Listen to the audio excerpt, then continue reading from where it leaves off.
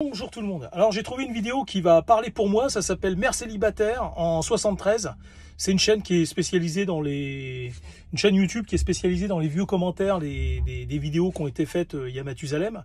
Et donc on y voit vous tapez donc mère célibataire. Et sinon vous rajoutez en 73 et vous allez tomber dessus. Vous allez voir une espèce de cruche, je suis désolé pour elle, mais elle peut pas me dire le contraire. Hein. Si cette dame regarde cette vidéo, elle peut pas dire le contraire.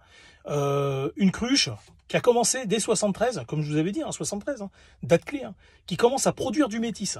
Alors, encore une fois, c'est pas le problème si deux personnes s'aiment et qui sont pas du même type humain, s'ils veulent construire quelque chose, s'ils veulent réellement construire quelque chose. Mais là, c'est pas le cas. On a, comment expliquer ça?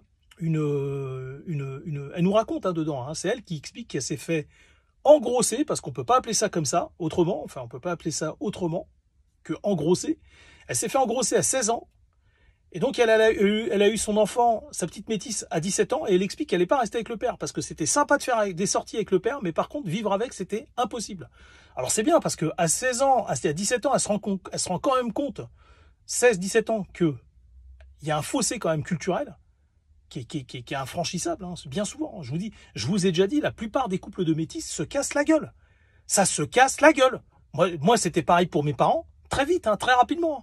Mais j'ai regardé autour de moi, tous les métis que je connais, les couples se sont cassés la gueule. Ceux qui tiennent le mieux, je dirais que c'est les Asiatiques, blancs. Mais même, à un moment donné, ça finit par fissurer, je vous assure.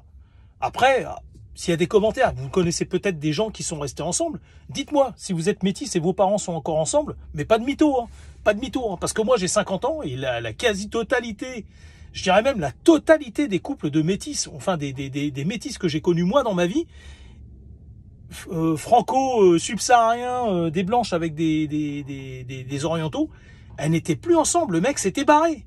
Le mec s'était barré, il fait 3 gosses, il fait 2 gosses et il se barre. Il se barre. C'est comme ça, c'est quasiment systématiquement tout le temps comme ça. Donc, ça va nulle part, d'accord? Ça va nulle part. Et moi, je vous invite à regarder ce reportage, vous allez faire des bonds en l'air. Moi, j'ai fait des bonds en l'air, putain, ça m'exaspère, vous pouvez pas savoir. Et ça a commencé dès le départ, on a des cruches qu'on commençait à produire, qu'on commençait à transformer la France. Moi, j'appelle ça défigurer la France.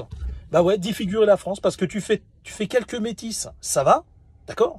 Effectivement, ça peut apporter, je sais pas, des gènes en plus. Pourquoi pas, une fois de temps en temps. Ça mange pas de pain, une fois de temps en temps, c'est pas très grave.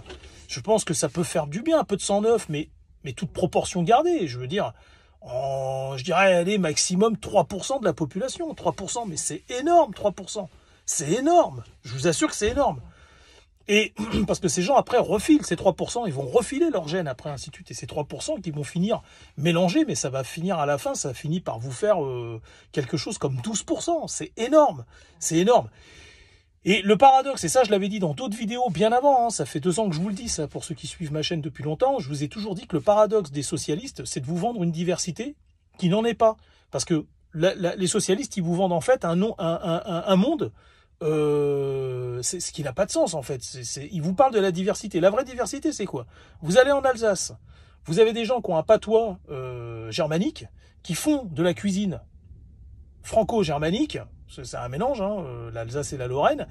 Et puis il y a des pâtisseries et tout. Vous allez en Normandie, bah vous avez des pâtisseries normandes, voilà, des alcools normands.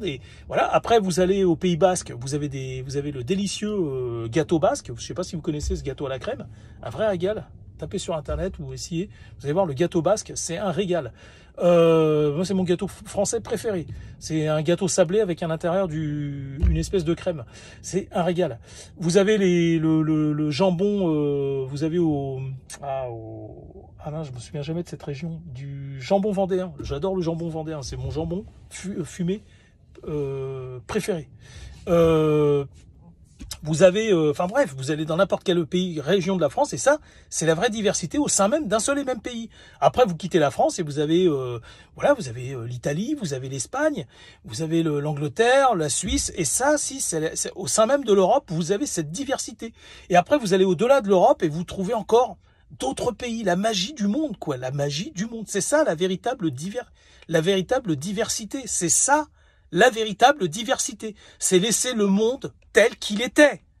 laisser le monde tel qu'il était. D'accord? C'était ça la véritable diversité.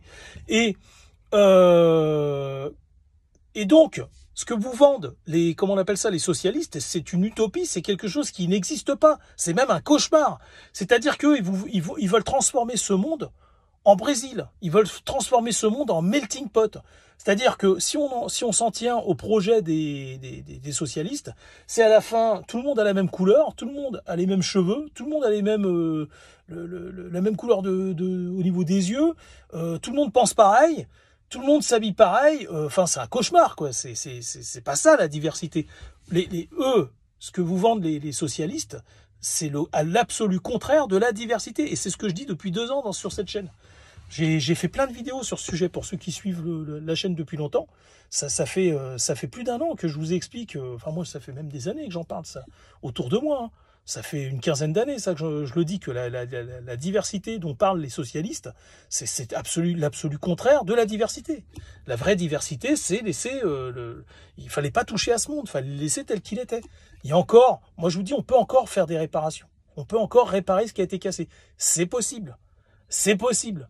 Il y a encore des niches humaines, de ces types humains, qui ont été préservées. Et moi, je me bats pour les sauvegarder, comment expliquer ça, toutes les niches humaines de ce monde, toutes les niches humaines, toutes les niches, pardon, vivantes de ce monde sont importantes pour moi. Moi qui suis métisse, je n'ai pas le souhait j'ai pas envie que le monde devienne comme moi. J'ai pas envie de me lever le matin et de voir des gens qui sont qui sont comme moi, à moitié ci, à moitié ça. Ça ne m'intéresse pas. Voilà, c'est parole de métisse. Donc ne croyez plus ces gens qui vous disent que qui sont pour un brassage multiethnique et qui vous expliquent que le métissage c'est bien alors qu'eux-mêmes n'en sont pas. D'accord? Et puis c'est pas parce que tu es métisse que tu dois souhaiter à ce que tout le monde le devienne. Ça n'a pas de sens. Ça n'a pas de sens. Enfin voilà, je vous invite à regarder cette vidéo là, mère célibataire en 1973, vous allez voir, c'est aberrant. Aberrant. Aberrant. Je vous dis à bientôt.